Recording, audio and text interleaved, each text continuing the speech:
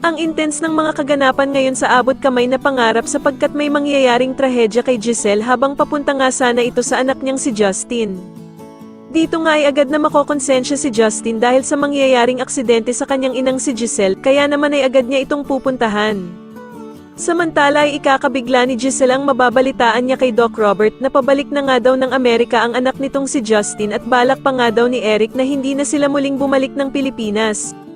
Kaya naman ay magagalit siya sa kapatid niyang si Doc Robert dahil sa hindi daw ito agad sinabi sa kanya, subalit sasabihan siya nito na masakit man nga daw ay kailangan niyang tanggapin na ayaw talaga siyang makita ng kanyang anak na si Justin. Samantala sa kalagitnaan ng pagtatalo nilang magkapatid ay makakarinig ng good news si Giselle dahil sa tatawag sa kanya si Annalyn para sabihing mag-uumpisa na ang children's party at naroroon pa nga daw ang anak niyang si Justin. Kaya naman ay biglang magugulat si Giselle at agad nga siyang mabubuhayan dahil sa nalaman niyang ang hindi pa pala talaga nakakaalis ng bansa itong anak niyang si Justin. Sa kabilang banda naman matapos ngang tanungin ni Doc Luke si Annalyn kung babalik na din daw ba ito ng Apex, ay bigla namang makikisingit sa usapan si Doc Lyndon at sasabihin nga nito na hindi pa daw maaaring bumalik si Annalyn ng Apex. Samantala habang papunta naman si Giselle sa anak niyang si Justin ay meron namang mangyayaring trahedya sa kanya.